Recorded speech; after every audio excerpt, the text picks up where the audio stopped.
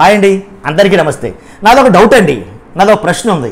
ఏంటంటే తెలంగాణ సీఎం రేవంత్ రెడ్డి మీద జగన్ గారికి ఎందుకంత కోపం? నిజమండి, అసలు జగన్ గారికి ఎందుకు అంత కోపం తెలంగాణ సీఎం మీద, రేవంత్ రెడ్డి మీద? ఇంతకు ముందు వీళ్ళిద్దరికి పాత పగలేమైనా ఉన్నాయా, లేదా పాత కక్షలు ఏమైనా ఉన్నాయా? ఏమీ లేవు కదా, అందరికీ తెలిసిన విషయమే కదా ఇది.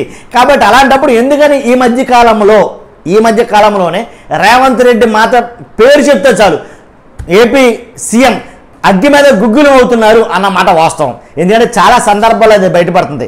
మరలా ఏం జరిగిందిరా అని నేను చెప్పబోయే ముందు మర్చిపోద్దు, మన ఛానల్ చూస్తున్న మీ అందరికీ నాదొక రిక్వెస్ట్ ఉంది. ఏంటంటే ఫస్ట్ ఖచ్చితంగా లైక్ చేయండి. లైక్ చేస్తారా? చూస్తున్న మీరు అందరికి ఫస్ట్ లైక్ చేయండి. లైక్ చేసిన తర్వాత మీ అమూల్యమైన అభిప్రాయాన్ని నేను మాట్లాడిన ఈ వీడియో మీద పూర్తిగా చూసి మీరు కామెంట్ చేయండి. నేను మాట్లాడిన మాటల మీద మీ అభిప్రాయాన్ని తెలియజేయండి, చాలామందికి తెలుస్తుంది అది. మరి ముఖ్యంగా చాలామంది షేర్ చేయండి. కొత్త వాళ్ళైతే 100% సబ్స్క్రైబ్ చేయండి. ఎందుకంటే మన ఛానల్లో ఇలాంటి ఇంట్రెస్టింగ్ పొలిటికల్ టాపిక్స్ మీ ముందుకు తీసుకురావడానికి సదా నేను ప్రయత్నిస్తూ ఉంటాను. మర్చిపోకుండా లైక్ చేయండి. ఏంటంటే రేవంత్ రెడ్డి పైన ఎందుకు జగన్మోహన్ రెడ్డి గారికి అంత కోపం? ఇదేనండి. ఎందుకంటే చాలా సందర్భాలు వ్యక్తమయ్యింది.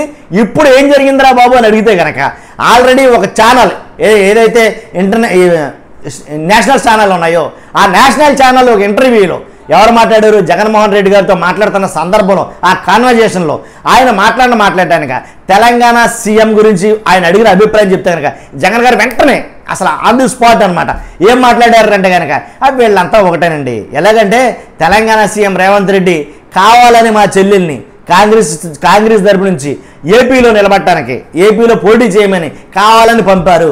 అలాగే చంద్రబాబు నాయుడు గారి, అలాగే జనసేన కానీ, అలాగే బీజేపీ కానీ, కాంగ్రెస్ రేవంత్ రెడ్డి కానీ, ఇన్ని పార్టీలన్నీ ఒక్కటై నా మీదకి వస్తున్నాయి. ఎందుకంటే నన్ను ఎదుర్కోవడానికి భయమేసి ఆఖరికి తెలంగాణ ముఖ్యమంత్రితో సహా నన్ను ఎదుర్కోవడానికి డైరెక్ట్గా ఎదుర్కోలేక ఇండైరెక్ట్గా, ప్రత్యక్షంగా కాకుండా పరోక్షంగా మా చెల్లెల్ని నా మీద గుచ్చుకెళ్ళిపారు. కాకపోతే నా బాధల్లో ఏమి లేదండి. ఎవరు వచ్చినా ఏమొచ్చినా వాళ్ళకి డిపాజిట్లు రావు, అది నా బాధ. కాబట్టి అందువల్ల అనవసరంగా అబాసు పాలవుతారు అని అయితే ఆయన మాట్లాడటం జరిగింది.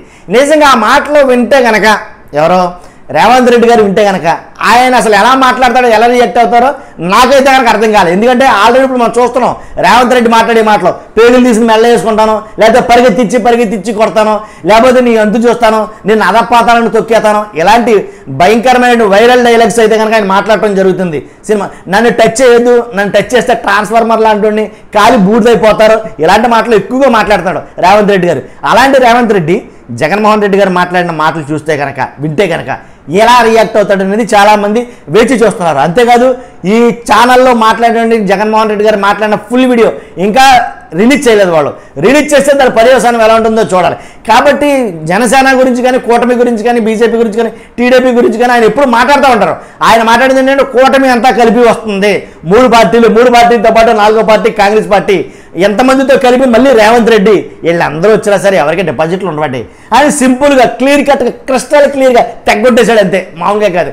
కాబట్టి జగన్మోహన్ రెడ్డి గారు ఫుల్ వీడియో వస్తే కానీ అది ఇంకా మనం దాని గురించి మాట్లాడడానికి అయితే కనుక అవకాశం లేదు. చూద్దాం ఏం జరుగుతుంది, ఆంధ్రప్రదేశ్ రాజకీయాల ముఖ చిత్రం ఎలా మారబోతుంది అనేది మనం ఎప్పటికప్పుడు అప్డేట్స్ మీకు అందిస్తూ ఉంటాను. మర్చిపోద్దు మన ఛానల్ కొత్త వాళ్ళు సబ్స్క్రైబ్ చేయండి, అలాగే లైక్ చేయండి. కుదిరితే మీ అమూల్యమైన అభిప్రాయాన్ని కామెంట్ చేయండి. సదా నేను దాన్ని గౌరవిస్తాను. షేర్ చేయండి. Thank you very much.